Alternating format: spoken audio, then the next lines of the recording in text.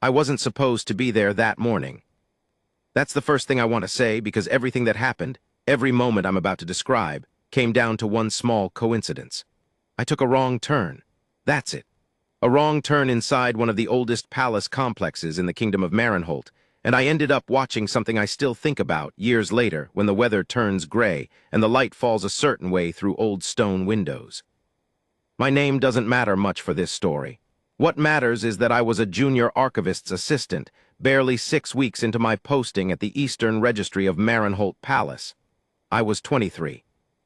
I had ink on my fingers most days and dust in my lungs from hauling bound ledgers down from shelves that hadn't been touched since before my mother was born. It was a Tuesday. I remember that specifically because Tuesday mornings were when Lord Keeper Hawthorne held his weekly assessment, which meant I was supposed to be in the lower reading room by 8:30 with a fresh copy of the acquisition reports from the previous month.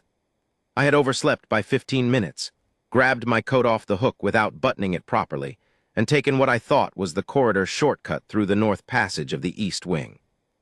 It wasn't the shortcut. The north passage and the upper registry corridor look almost identical from a certain angle, especially if you're moving fast and not quite awake yet. Same gray stone, same narrow width, same high-vaulted ceiling with those thin arched windows that let in slices of pale morning light. The difference is one very small brass placard mounted on the wall at shoulder height that says, quietly and without any particular drama, restricted access, authorized personnel only. I didn't see it until I was already 30 feet in. I stopped, looked around, realized my mistake immediately. And that's when I heard the footsteps behind me. I want to describe the upper registry corridor properly, because the space itself matters to the story. It's not what most people imagine when they think of a royal palace. It's not grand. There are no tapestries here, no gilded frames, no ceremonial rugs on the floor. It's a working corridor, or it was once back when the palace functioned as a full administrative center for the Marenholt territories. The walls are bare dressed stone. The floor is plain flagstone worn smooth and slightly bowed in the center from centuries of foot traffic. There are iron fixtures on the wall every 15 feet or so, old torch holders, now fitted with small electric lamps that cast a watery yellowish light.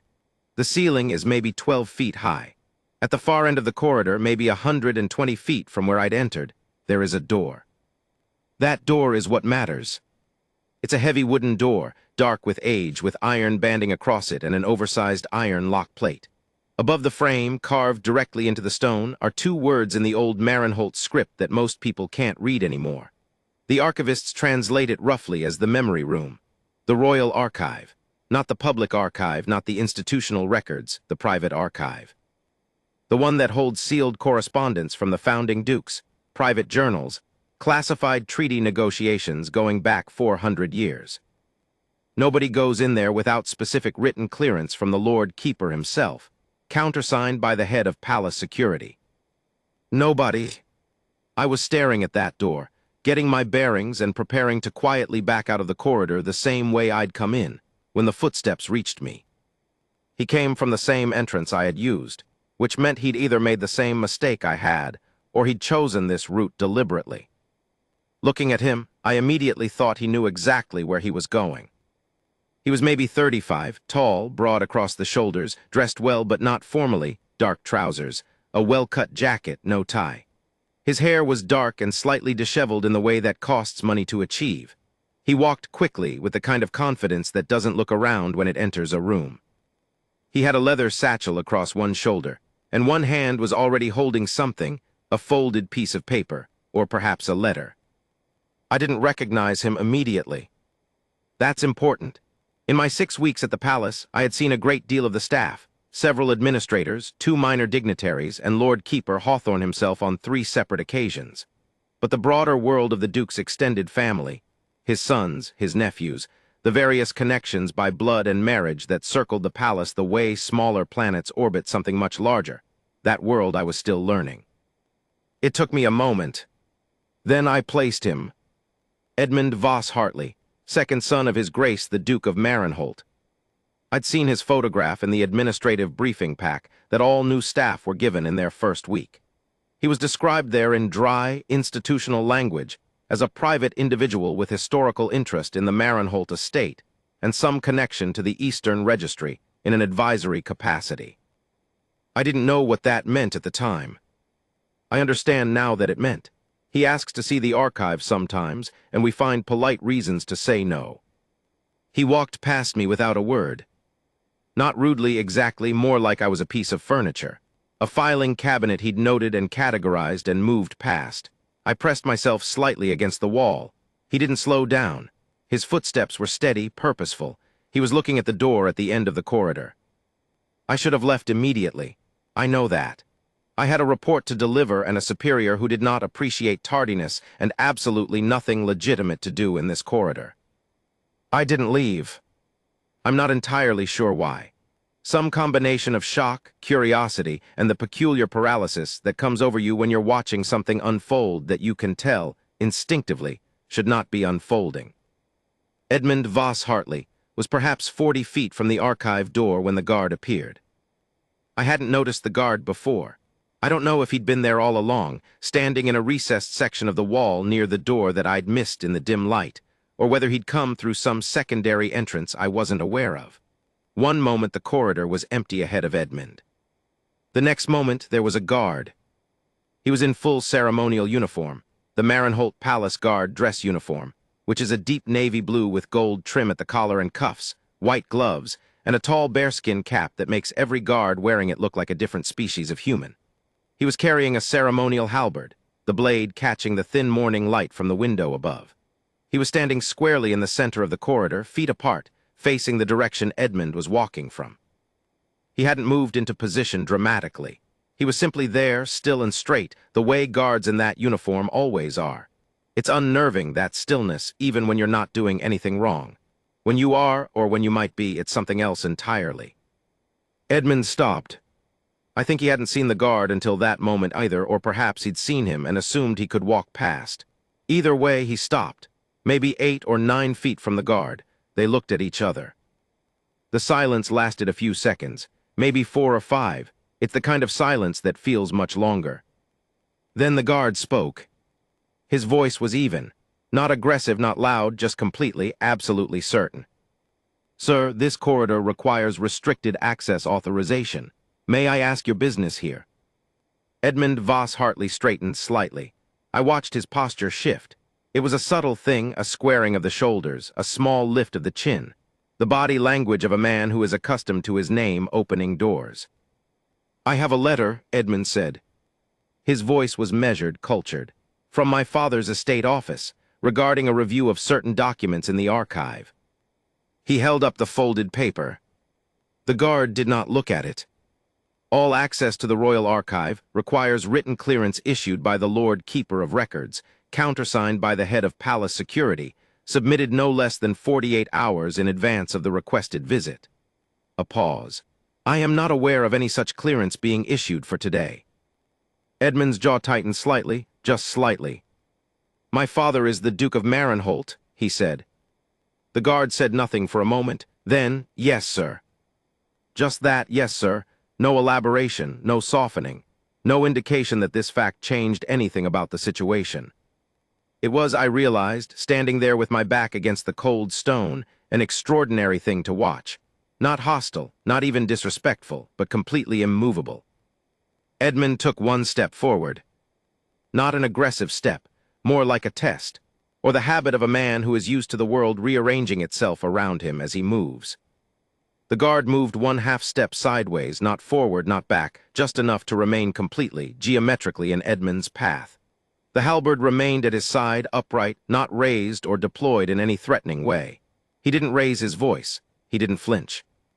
"Sir," he said, "I cannot permit you to proceed without the required documentation." Edmund stared at him. There was something in that stare I've thought about since. It wasn't pure anger. It was something more complicated, surprise, I think. Genuine surprise. The kind that comes not from the situation being unprecedented, but from something that was supposed to be easy suddenly being very much not. "I've been in this corridor before," Edmund said. "Yes, sir, I'm aware," a beat. "The clearance requirements are unchanged." From where I stood, pressed against the wall and barely breathing, I could see both of their faces. Edmund's was controlled but tight. The guard's was, and this is what I find hard to explain, even now, the guard's face was almost gentle. Not kind exactly, but not cold either. It was the face of someone who has made peace with having to do an uncomfortable thing and is doing it anyway. Edmund looked down at the folded paper in his hand. He turned it slightly like he was considering his options. Then he looked back up. "You understand who I am?" Edmund said. It wasn't quite a question. "I do, sir." "And you're maintaining this position?" "I am, sir." Another silence, longer this time, 20 seconds, maybe more. Edmund's hand holding the paper dropped slightly to his side.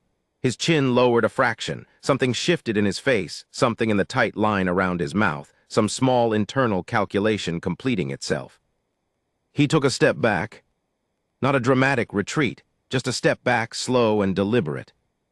"Very well," he said. 2 words quietly spoken, almost no inflection at all. He turned and walked back the way he'd come. I flattened myself further against the wall as he passed me.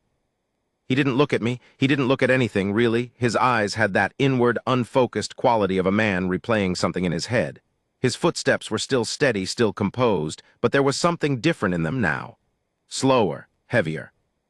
He passed through the entrance and was gone. I waited, didn't move. After about 10 seconds, I looked back toward the archive door. The guard was still standing there, exactly as he had been. He had not relaxed his posture by a single degree. He was looking toward the entrance Edmund had just left through, and then his gaze shifted without any particular urgency and landed on me. I felt my face go warm. He looked at me for a long moment. I had, I should mention, absolutely no business being in this corridor either. "Are you lost, sir?" he said. "Yes," I said immediately. "I am completely lost. The lower reading room is through the main passage. Turn left at the commission hall, down 1 flight of stairs." "Thank you," I said. "Sorry." "Good morning, sir." I left. I was 7 minutes late to Lord Hawthorne's assessment. He noticed, said nothing, and made a small mark in the notebook he kept on his desk. I delivered my report and tried to pay attention for the remainder of the meeting, which was difficult, because I could not stop thinking about what I had just seen. Not just what had happened, but how it had happened. There was something I kept returning to. Something in the moment after Edmund said, "You understand who I am?" The way the guard had replied. Not with defiance. Not with bureaucratic cold-bloodedness, but with something almost like care. "I do, sir." That was all, and yet it had been enough. It had been in its own way a kind of answer to a different question. Not just "Do you know my name?" but something underneath that, something older and more honest, something that sounded like, "Does it matter?" And the guard, with 2 quiet words and without any drama, had answered that too. "I do, sir." Which meant yes and also no. I would learn in the weeks that followed what Edmund Voss Hartley had been looking for. I would learn that the Royal Archive contained documents related to a long-standing inheritance dispute, a sealed covenant from the 3rd Duke's era that, depending on interpretation, had significant implications for the management of the Marenholt estate. I would learn that Edmund had been trying to access those documents for nearly 2 years. I would learn that the Lord Keeper had, on 3 previous occasions, found administrative reasons to decline his requests.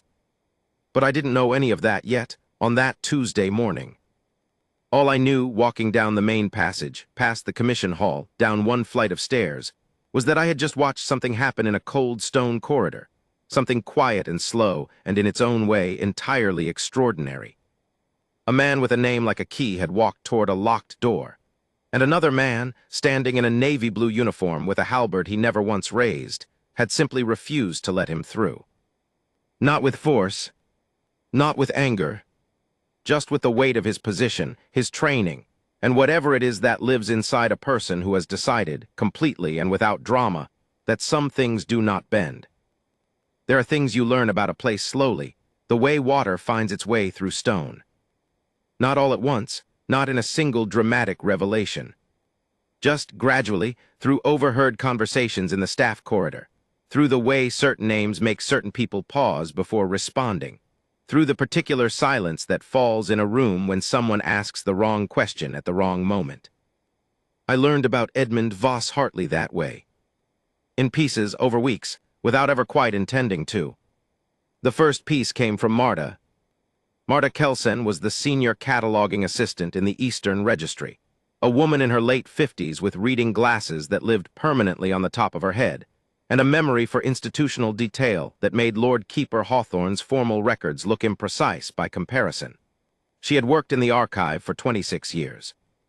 She remembered every significant request, every clearance dispute, every time the protocol had been tested in any meaningful way.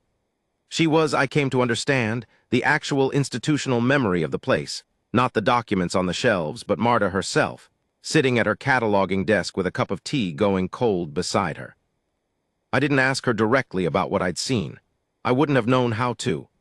Instead, I mentioned, a few days after that Tuesday morning, that I had accidentally taken the North Passage and seen the upper registry corridor. Marta looked at me over the rims of her glasses.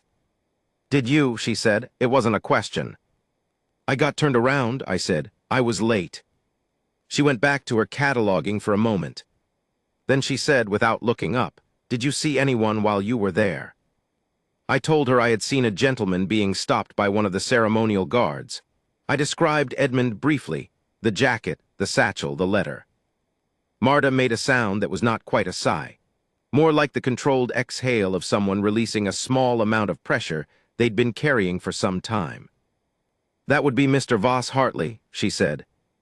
"The Duke's son." "Second son?" A pause. "It matters for this particular situation."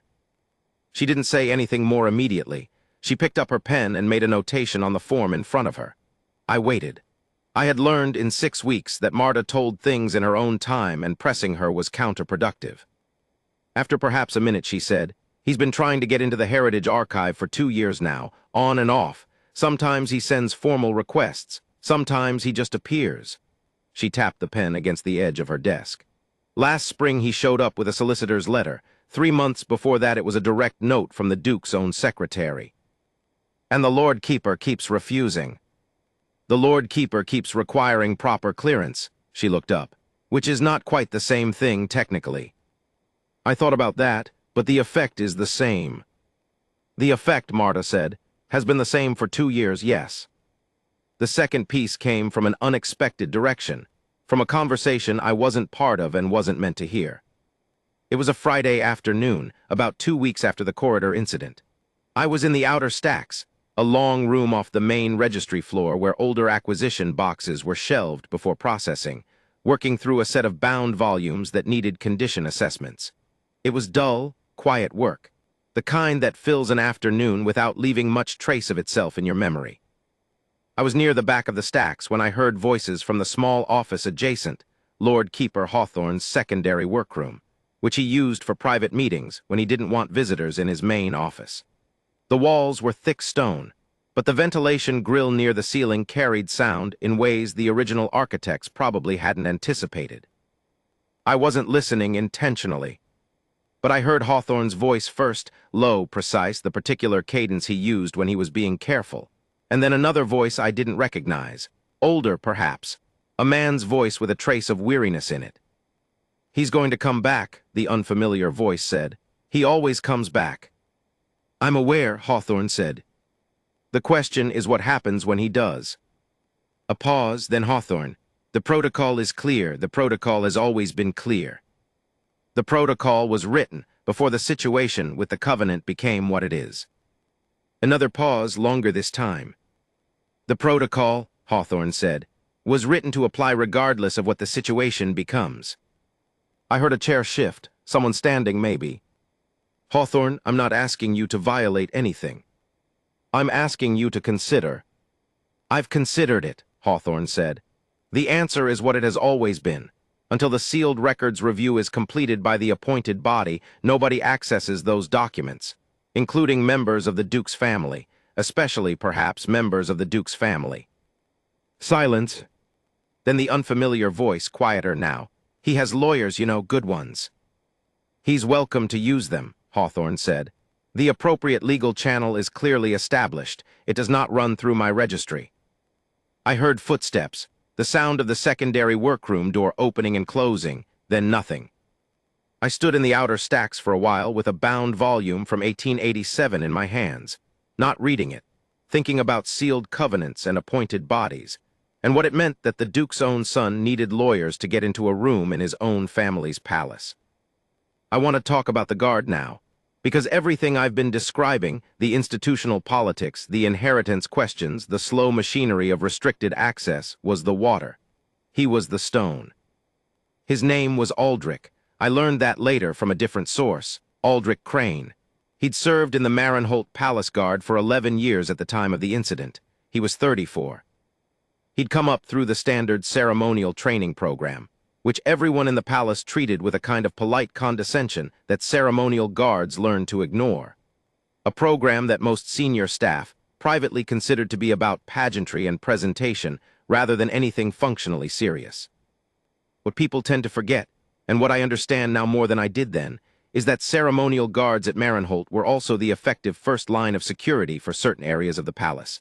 Not for external threats, not for the dramatic scenarios that security protocols are designed around, but for the quieter violations, the ones that happen in broad daylight by people with names and entourages and leather satchels in stone corridors where nobody is watching.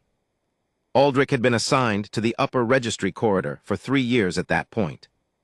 3 years of standing in that dim, vaulted space, mostly alone with the archive door at his back. 3 years of the same narrow light coming through the same arched windows. 3 years of footsteps that mostly belonged to authorized personnel going about legitimate business, and occasionally, didn't. He knew the clearance protocol the way a musician knows a piece of music they've played 10,000 times. Not by thinking about it, not by consulting a document, just by the texture of it, the feel of it in the hands. I thought about this later, specifically, that when Edmund Voss Hartley walked down that corridor, Aldrich had known, before a single word was said, that the clearance paperwork did not exist. Not because he'd checked a list, not because someone had radioed him, but because in 3 years he had learned the difference between a person who has authorization and a person who intends to use other things in its place. A month after the corridor incident, I was sent up to the secondary filing room on the 3rd floor of the East Wing to retrieve a set of survey maps from the 1920s that Hawthorne needed for a comparative reference. The secondary filing room was accessed by a back staircase I'd used twice before. The route took me past the entrance to the upper registry corridor. I wasn't going to go in. I had a specific task and enough experience now to know my way around. But as I passed the entrance, I glanced down the corridor out of pure habit. Aldrich was there, standing in his usual position near the far end near the archive door, straight and still in the navy blue uniform, halberd upright, looking at nothing in particular. I stopped walking. He hadn't seen me yet, or if he had, he wasn't reacting. He was just there, doing what he did, occupying that corridor with the same uncomplicated solidity that the stone walls occupied it, that the iron lamp fixtures occupied it. I don't know how to explain what I felt watching him in that unguarded moment. It was something quieter than admiration, more functional, something closer to recognition, maybe, of a kind of person that the world doesn't have very many of, and doesn't particularly celebrate. A person who holds a line not because they're angry about it, or proud of it, or looking for an audience, but simply because the line is there, and they've decided it's their job to hold it, and that is enough. Then he looked up and saw me. I gave a small wave, embarrassed immediately. He gave the most minimal of nods, a barely perceptible lowering and raising of his head, and I walked on. The third piece came 3 weeks after that, and it changed what I understood about everything. There was a woman who worked in the administrative office on the ground floor, a coordinator named Saren Price, who had the kind of comprehensive knowledge of palace comings and goings that you only develop if you've been in the same building for long enough that people stop noticing you're there. She was, in the nicest possible way, a reliable source of context for someone like me who was still mapping the terrain. We had lunch occasionally, not as friends exactly, as people who occupied adjacent spaces and found each other's company undemanding, which in a workplace is its own kind of friendship. I asked her once, carefully and indirectly, about the sealed covenant, about what was actually in the heritage archive that Edmund Voss Hartley was so determined to reach. Saren was quiet for a moment.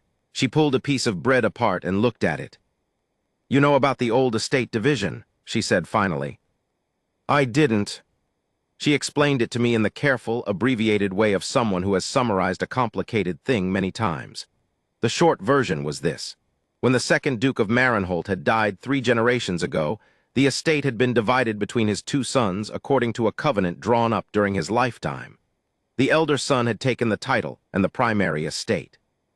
The younger son had received certain subsidiary properties, a financial settlement, and this was the part that apparently still mattered, certain rights of consultation over major decisions affecting the family's assets in perpetuity. The covenant had been sealed in the Heritage Archive after the younger son died, along with a collection of private correspondence that was considered sensitive. It had stayed sealed for 40 years by mutual agreement of the family. Edmund Voss Hartley was the great-grandson of the younger son.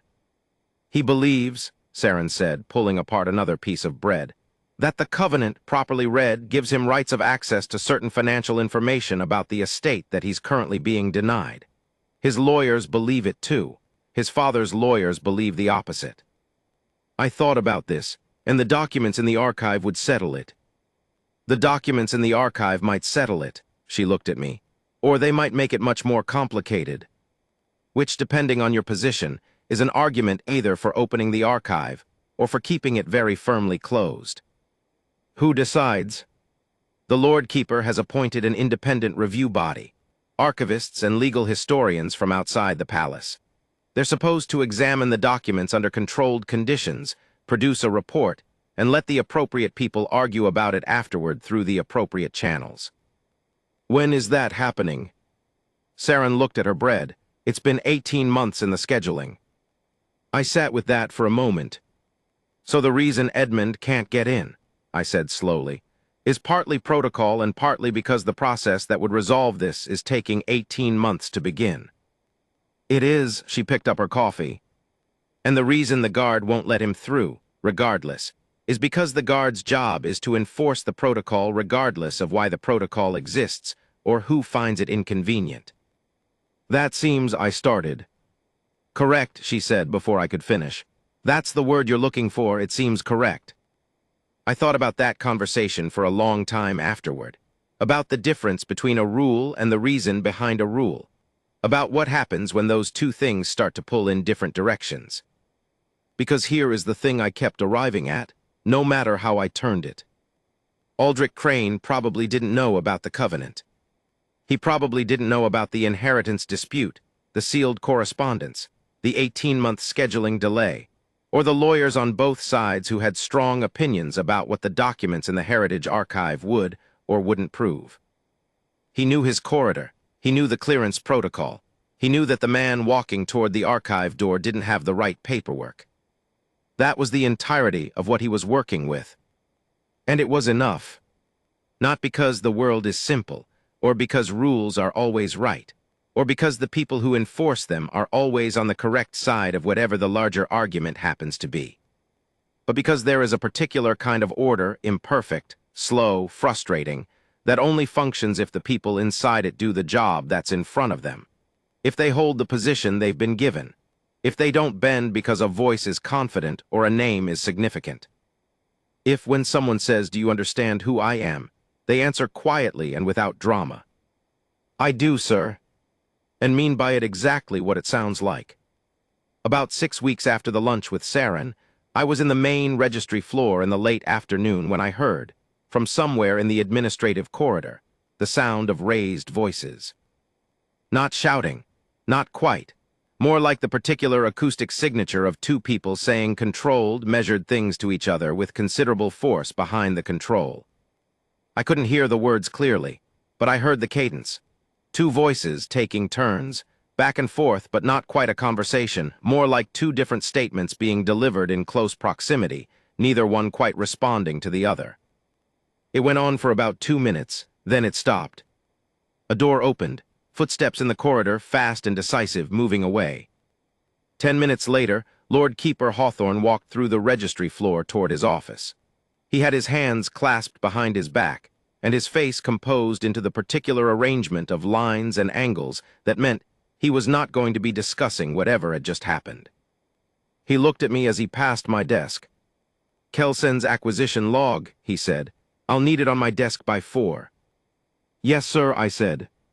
He nodded once and continued toward his office. I found out later third hand from Marta, who had heard it from Saren, who had been in an adjacent room, that Edmund Voss Hartley had come to the palace again that day. Not to the upper registry corridor this time. He'd gone directly to Hawthorne's main office and requested a meeting. Hawthorne had seen him. The meeting had lasted 22 minutes. At the end of it, Edmund had left the building. Hawthorne had issued a memo to all relevant department heads re-emphasizing the clearance requirements for the Heritage Archive and confirming that the independent review body would be convened within 60 days. 60 days. Not 18 months, 60 days. I don't know what was said in that room. I don't know whether Hawthorne had been planning to move faster all along and simply needed a reason.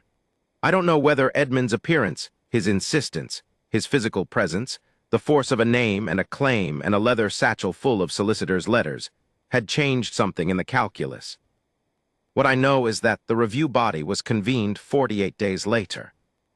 What I know is that the Heritage Archive was opened under controlled conditions, the documents examined, and a report produced, 7 months after that, following what I understand was a complicated and expensive legal process. What I know is that Edmund Voss Hartley did not get everything he'd been seeking. What he got was a partial vindication, a finding that the covenant did grant certain consultation rights, narrower than he'd argued for, but real. What I know is that none of it required him to walk through a restricted door without authorization. I saw Aldrich Crane one more time before I left the Eastern Registry. I was in my final week.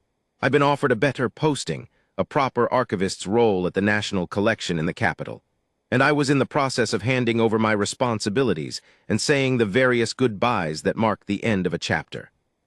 I was walking through the East Wing early one morning, retracing the route I'd taken on that first Tuesday by accident.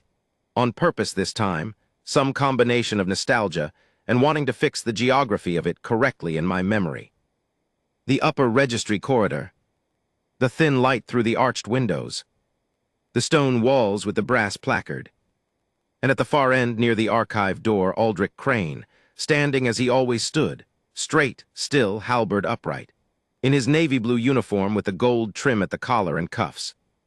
He looked up when he heard my footsteps. I don't know if he remembered me from the previous times.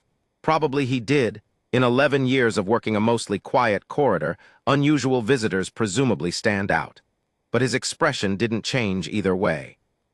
I walked the length of the corridor, all the way to the end to where he was standing. He watched me come without a word. I stopped a few feet away. "I'm leaving the registry," I said. I stopped. What did I want? I wasn't entirely sure. "I was here the morning with Mr. Voss Hartley," I said. "Several months ago, in the corridor, you told me I was lost." A brief pause, then I remember. "I just wanted to say," another pause, I was making a mess of this, "what you did that morning, the way you handled it." Aldrich looked at me steadily. "I was doing my job, sir," he said. "Yes," I said, "I know that's what I mean." He didn't say anything to that. He didn't nod or smile or acknowledge it in any visible way. He just looked at me with that same quiet, grounded steadiness that I had watched stop a confident man in his tracks in this very corridor. I said goodbye, turned and walked back the way I'd come. When I reached the entrance, I looked back. He was facing the archive door again, still and straight and unhurried, the halberd catching the thin yellow light from the lamp above. As if the conversation had never happened. As if he'd already returned to the only thing that, in that space, ever really mattered. I have thought about that corridor more times than I can count. Not obsessively, not in a way that interrupts sleep or intrudes on ordinary days uninvited. But the way certain memories do when they've lodged themselves in a particular fold of the mind, quietly present, occasionally surfacing, always carrying the same weight they carried the first time. I left the Eastern Registry of Marenholt Palace on a Thursday morning in early November. Gray sky, cold air, the kind of morning that smells like iron and coming rain. I carried 2 bags and a small box of personal items, a mug, a spare pair of reading glasses, 3 notebooks I'd filled during my time there. The porter held the main door for me. I thanked him. He wished me luck in the capital. That was all. No ceremony. No gathering of colleagues in the corridor. Just the door opening and then closing, and then the cold air of the world outside a place I would not return to as an employee. I took the train south the following day. The National Collection was a different kind of institution entirely. Larger, more formal, more publicly visible. Where the Eastern Registry had been intimate and half-hidden, tucked inside a working palace, populated by a small staff who all knew each other's tea preferences. The National Collection was a proper institution, with a public reading room and a conservation department, and a communications office that sent out press releases about significant acquisitions. I was good at the work. I had always been reasonably good at the work. I found the materials interesting and the precision of the job satisfying. The way a well-catalogued collection has an internal logic that, once you understand it, makes a particular kind of sense. The way a well-built argument makes sense, or a well-constructed room. But I missed, in those early months, the quality of quiet that the old stone registry had possessed, the particular density of it. The way silence in a very old building feels different from silence in a modern one, heavier somehow, as if it has had more time to settle into the walls. I kept working. I kept learning the new institution. I made friends slowly and in the way that working friendships develop, through shared frustrations, shared tea breaks, the gradual accumulation of small familiarity. And I carried in some unexamined part of my mind the unfinished shape of what I'd witnessed at Marenholt. It was in my second year at the National Collection that I encountered something which brought it all back to the surface with a clarity I hadn't expected.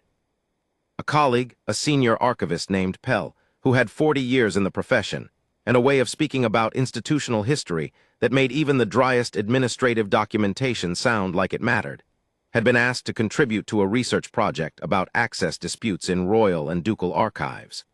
The project was being run by a university department, and Pell had agreed to provide some contextual expertise. He mentioned this one afternoon, not in a specific way, but in passing, the way you mention the background texture of your week. I asked him carefully whether the Marenholt Eastern Registry had come up in the research. Pell looked at me. You were posted there, weren't you? For about 9 months, early in my career. He nodded slowly. There was a case there, yes, approximately 3 years ago, an access dispute relating to the Heritage Archive. He tilted his head. Were you there for that? The edges of it, I said. I didn't see the whole thing. Nobody did, Pell said.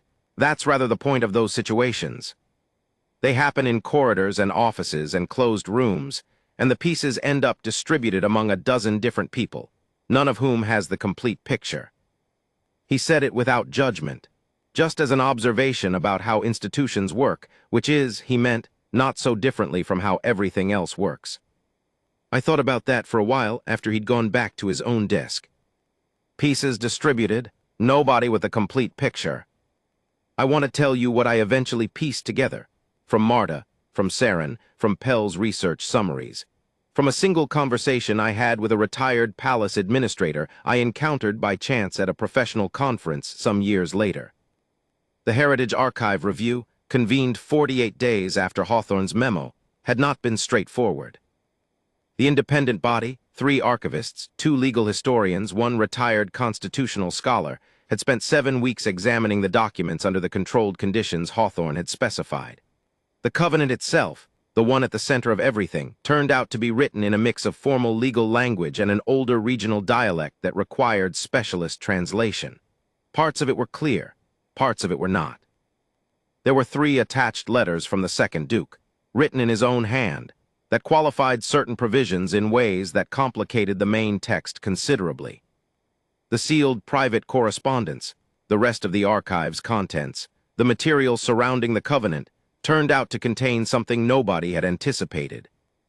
A letter from the younger son, written 6 months before he died, addressed to his elder brother. The letter, according to the retired administrator who told me about it at the conference, carefully, and in general terms, because the specifics remained confidential, was not about the legal dispute. It was not about rights of consultation or financial settlements or the provisions of the covenant. It was an apology. For what specifically, I was not told. The administrator was clear that this was beyond what he could share. But the substance of it, as he described it, was that the younger son had written to his elder brother to acknowledge a particular wrong. Something that had happened between them decades before. Something that had nothing to do with inheritance and everything to do with the ordinary fractures that develop between people who share blood and history and the accumulated weight of a family's expectations. The letter had been placed in the sealed archive by the younger son himself, with a note asking that it not be opened until he was gone. His elder brother had agreed and had sealed it there himself and had said nothing about it afterward to anyone. The elder son had died first, then the younger son, then their children and their children's children. And the letter had sat in the archive for 40 years, patient and sealed, waiting for the right moment or the right people or simply the fullness of time. The review body included the letter in their report as a contextual document. They did not reproduce its contents. They noted its existence and its general nature, and the fact that it altered the emotional and historical context in which the covenant had been written and sealed. Edmund Voss Hartley's legal team received the report. So did the Duke's legal team. The administrator didn't tell me what happened in the negotiations that followed. He said only that the dispute was eventually settled outside of court by mutual agreement and that the terms were not made public. I asked him whether Edmund had seen the letter. He was quiet for a moment. "I don't know," he said. "I genuinely don't know." Then, after a pause, "I think it's possible that knowing it existed was enough for some of what he was looking for." I sat with that. We were in a hotel conference room with weak overhead lighting and a tray of sandwiches that had been there too long. There was a low hum of other conversations around us. Someone was laughing at something across the room. "Some of what he was looking for," I repeated. "People go looking for documents," the administrator said, "because they want something the documents represent. Sometimes it's money, sometimes it's rights. Sometimes it's," he paused, considering, "evidence that they belonged somewhere, that they mattered to someone. That what was done was real and acknowledged, and not simply lost." He picked up his coffee. "The letter was real," he said, "whatever it said." I think about Edmund Voss Hartley differently now than I did when I watched him walk down that corridor. In the moment, standing pressed against the cold stone with my coat unbuttoned and my report clutched under my arm, I had read him as straightforwardly as I could. A man with a name, using a name, walking towards something he decided he was entitled to reach. That reading wasn't wrong, but it was incomplete. What I understand now, or think I understand, with the uncertainty that comes from working with pieces and never the whole, is that the 2 years of requests and letters and solicitors' notes and unannounced appearances in the upper registry corridor were not purely legal strategy. They were also something more personal than that. Something that had less to do with covenant law and more to do with the particular human need to have a thing acknowledged, to have a story recognized, to have a door that has been closed quietly and without explanation for a long time, finally opened. That doesn't make walking into a restricted corridor without authorization the right move. It just makes it understandable in a way that pure strategic analysis doesn't capture. And it makes what Aldrich Crane did even more interesting to me, in retrospect. Because here is the thing. He was not stopping Edmund from reaching the covenant. He was not stopping Edmund from finding the letter, or from understanding what was in it, or from resolving whatever the inheritance dispute represented in purely legal terms. He was stopping him from reaching it that way, at that time, without that paperwork. Which is a subtle distinction, but I think it's the right one. The process, slow, imperfect, maddening, existed for a reason. Several reasons, actually. To protect the integrity of the documents themselves. To ensure that what was found in them was interpreted by qualified people rather than by interested parties under no obligation to be objective. To create a record of what was examined and how. To give the findings legal weight rather than simply personal weight.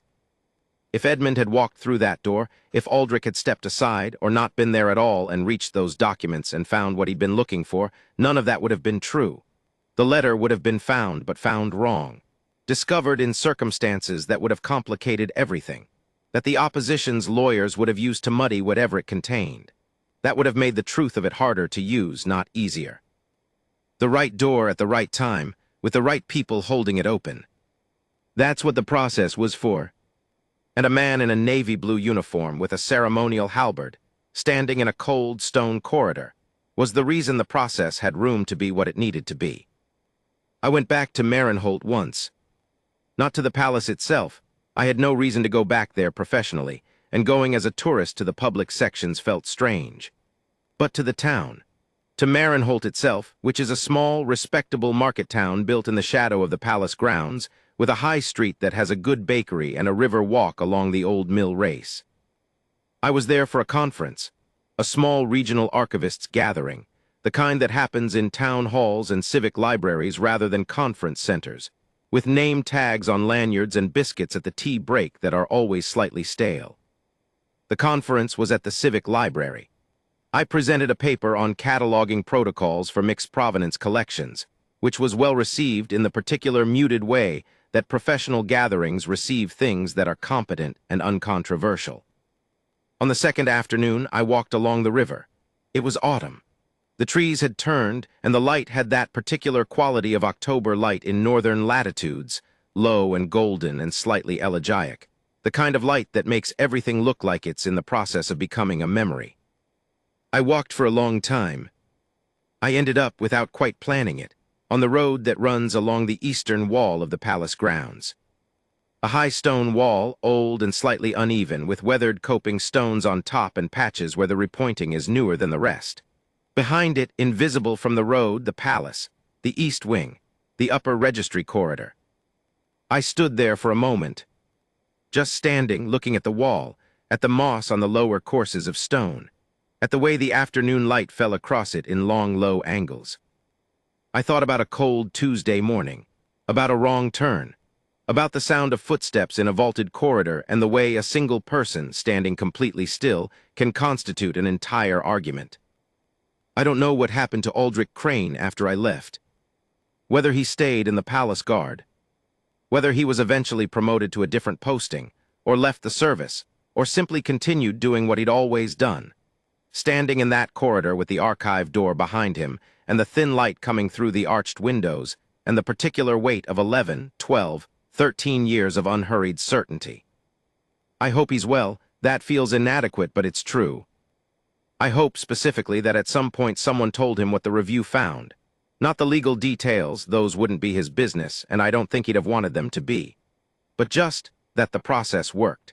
That the 48 days happened, and the review body assembled, and the documents were examined properly, and whatever was in them was found by people who were supposed to find it. That the door eventually opened, the right way, the right time. That the thing he held the line for was worth holding the line for. I think it would have mattered to him.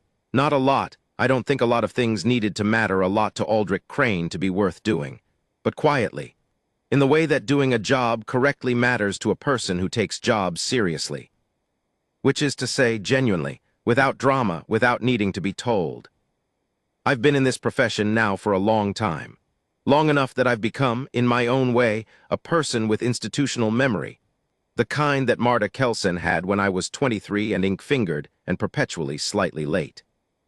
I've seen a lot of access disputes in that time. A lot of requests, a lot of refusals, a lot of the long, slow machinery of archival process grinding forward against the impatience of people who need things, and need them now, for reasons that are urgent and personal and entirely real. I've sat on the Marta side of that equation, and occasionally, uncomfortably, on the Edmund side. The side where you know what you're looking for is in there, behind a door that should be opened, and the door won't open yet, and the frustration of that is almost physical. And every time, every single time, I think about that corridor. About what it looked like from a particular angle. A man in a well-cut jacket with a leather satchel walking toward something he'd decided was his, and another man in a ceremonial uniform standing between them, and neither one raising a voice, neither one doing anything that could be called dramatic or exceptional.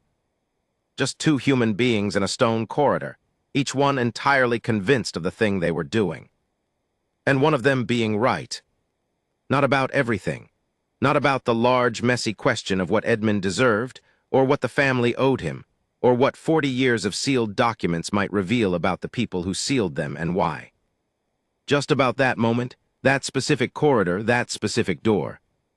Right about that. There is a kind of person, and I've been lucky enough to meet several of them over the years, in different institutions and different roles and different uniforms or no uniform at all, who holds a position not because they're blind to the complexity around it, but because they've looked at the complexity and decided the position still needs to be held. Not out of stubbornness, not out of a need for authority or a love of procedure for its own sake. Out of something more considered than that, something that has thought about what happens if the position is abandoned and has decided that the cost is too high. That the thing the position protects, the process, the integrity, the slow grinding forward of something that works better than the alternatives, is worth one uncomfortable conversation in a cold stone corridor. Worth standing still while a name and a confident step and a folded letter with a solicitor's signature try to walk past you. Worth the silence after you understand who I am. Worth 2 words that contain an entire argument without raising their voice once. I do, sir. The road along the palace wall ends at a corner where it meets the old market lane.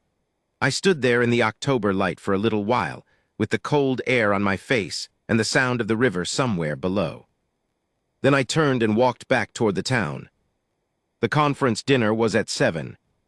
I had a paper to revise, a name tag on a lanyard, stale biscuits waiting for the morning break. Ordinary things, the texture of an ordinary professional life. But in some room I can't quite locate, somewhere between memory and understanding, between what I saw and what I've spent years making sense of, a corridor. Stone walls and thin light and iron lamp fixtures, and a door at the far end that nobody unauthorized has ever opened. And in front of it, a man who understood exactly what he was doing and exactly why it mattered. Standing still, holding the line. That in the end is all it was. And somehow, impossibly, it was enough.